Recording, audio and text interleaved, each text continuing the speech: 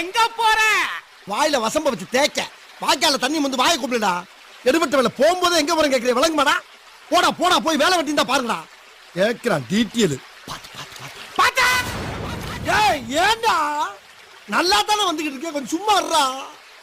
இல்லப்பா, மேட்டூர்ல இருந்து தப்பிச்சு ராசா வைக்க வழியா ஒரு முதல்ல வல்ல பருத்தா. முதலையா? அட முதலைக்கு பிறந்தவனை இந்த முதலே சொல்லப்படாதா?